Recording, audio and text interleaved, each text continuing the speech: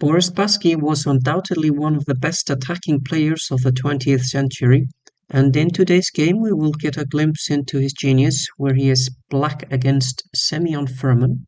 After Furman's knight f3, Spassky replies with c5, inviting a Sicilian. Instead, Furman plays c4, and we have the symmetrical English. But funnily enough, a few moves later, we will actually transpose to the Sicilian defense. Spassky now plays g6, and after e4, bishop g7, d4, and takes. We do have a Sicilian, and white has what's called a Maroczy bind, with the pawns on e4 and c4 clamping down on the d5 square, and knight coming to c3 also. So Spassky plays knight c6, challenging the knight on d4, bishop e3 to develop and protect at the same time.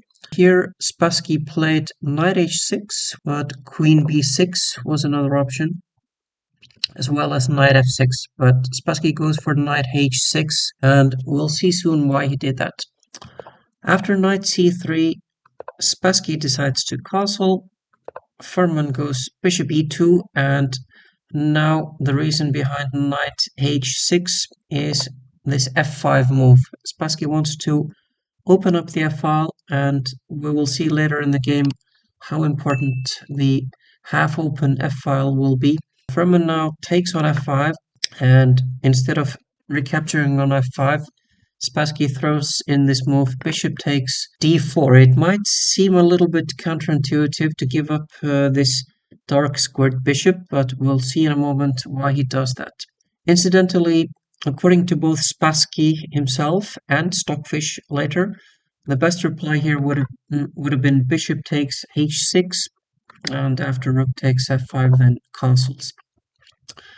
But Furman went for the more perhaps obvious bishop takes d4, bishop takes bishop, and now after knight takes f5, you see that the bishop on d4 is under attack and doesn't exactly have a lot of places to go. So after bishop c5, now comes d6 with a gain of tempo. You see that the bishop has to move again, and black has opened up for his light squared bishop on c8 at the same time. And then bishop a3 is sort of forced, I guess. You don't want to play bishop e3.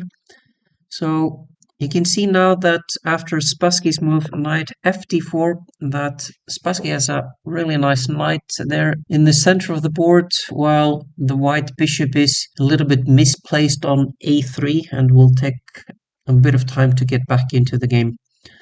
So after castles, Spassky plays bishop f5. He's threatening to play knight c2 here, and that would sort of fork the rook on a1 and the bishop on a3. You don't want to allow knight takes a3 and ruin the pawn structure, so you have to do something about that. Rook c1, queen d7, knight d5, and now Spassky plays rook f7, which is preparing to double the rooks on the f-file, which will be an important part of his attack later on.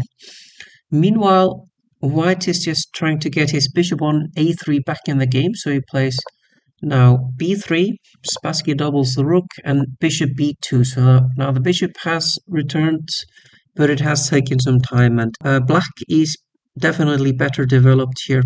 He has now two central pawns, whereas white doesn't have any, so that allows him to cement his knight a little bit better on d4 with his move e5. And here Furman plays the move b4, and after bishop e6, things are approximately equal. Here white played bishop d3, but a better move would have been b5. And after b5, the line that I want to give you is knight takes e2 check, and then bishop takes d5. You don't want to take on c6 here, you have to take on d5, and then after knight e7, the position is approximately equal. So this is what Furman should have done. But he instead, in this position, went for bishop d3. And this is where Spassky plays a really nice move. It's not bishop takes d5, because that actually just leads to an approximately equal position. After c takes, knight takes b4, and then bishop takes d4, e takes, and rook c4. And white is actually doing quite fine here. Black could either take on d3 or d5. He takes on d3. Play might continue something like this, where white is just doing fine. And if he takes on d5, then after rook takes d4, white is also doing fine, even though black does have 5 pawns against 4. The bishop is a little bit stronger than the knight here because the a2 g8 diagonal is weak. So white is absolutely fine here as well. So this is why I like Spassky's move in this position after the move bishop d3. Instead of taking on d5 and taking on b4, he played the move bishop g4, and this is a really nice move actually, and I want to show you why. Furman played f3 in this position, but just to show you what would have happened or could have happened after queen d2, there is this f3 square, and you can put a piece on f3. So the question is, do you put the knight or the bishop on f3? Both are actually kind of good. You could put the knight on f3, and so obviously white would have to capture this, otherwise you lose the queen. And after bishop takes, then black is threatening queen g4, checkmate. So queen g5 here. And now there is a cute little continuation after knight takes b4. Knight takes b4 and rook f4. So you can see the threat here of rook g4, which is kind of nasty. But after the move queen g3, rook g4, knight d5, black is much better, but white gets to fight on a little bit. So this would have been good for black. But the other move, and if we go back a little bit here to the game position after, sorry, no, not the game position, after the move bishop g4, he did play f3. I wanted to show you though, after queen d2, the strongest move in this position, which is not knight f3, it is bishop f3. And so again, you can't take because knight takes and so forth.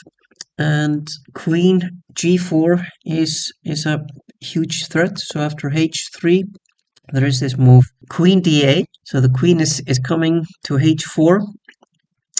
So for example, after b5, you have queen h4, let's say b takes, and then bishop takes g2 just completely annihilates the white defenses, and now rook f3, and it's just basically game over. For example, let's say take, check, and this is just forced mate, like this. And also, if we go back to this position after we had queen d8 here, if you play queen h6 to defend instead of playing b5, then black plays e4, bishop c2. This is just a sample line that I want to show you.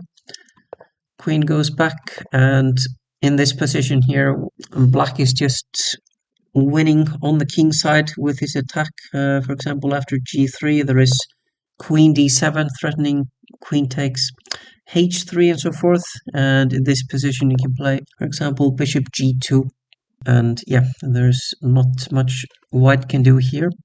So if we go back again a little bit to the position after the brilliant bishop g4, we've gone over a little bit what would have happened after queen d2, but Furman played f3, which is a good try. But unfortunately for him, Spassky now sacrifices his bishop on f3 and then follows knight takes f3 check. And here Furman played king h1. He could have, I suppose, tried king f2, but he is lost in that case actually after queen h3. And if he tries to run away like this, there is a sample line here that I want to show you.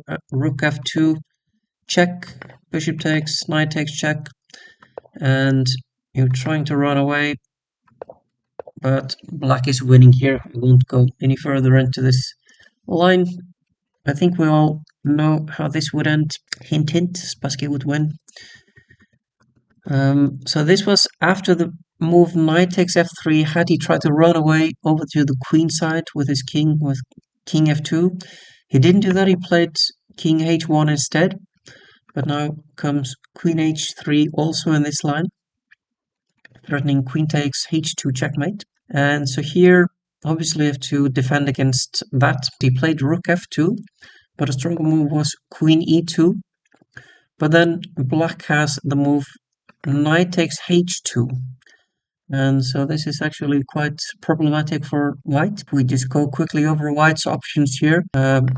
It's not going to be a good idea to take on f7, for example, because after knight f3 with a discovered check, you can only play queen h2. But of course, that leads to checkmate like this. So what else could you try after knight takes h2? Well, you could take, but then follows queen takes d3. And for example, in this line here, takes, and king g7, and black has a clear advantage here. I think Spassky would have won this position. There is one more line here after knight takes h2. That's the line queen g2, but then follows a trade of queens, and then we take the rook, and then we take another rook, and black is close to winning here. He has 2, 4, 6 pawns against 3, and yeah, he has a rook and 3 pawns against 2 minor pieces, so it's not going to end well for white in this case. So, but this was still better than what he did. He should have played queen e2 after the move queen h3 here, but he played rook f2, which actually loses on the spot if he can find Spassky's next move,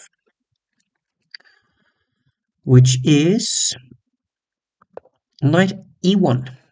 And this is where Furman resigned because the problems are too big here. Let's just go over the problems that white has, the options that white has one by one. For example, if you take, then there is checkmate, like that. And if you take here, then there follows rook takes f2, and mate is unavoidable. Finally, in this position, after the cute finishing move knight e1, if you play, for example, rook d2, just trying to keep an eye on the g2 square, then there is an easy mate with rook f1, and now either queen or rook takes is both mate.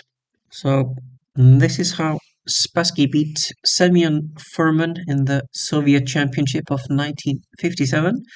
But I thank you very much for watching this game, and I will see you in the next video. Bye bye.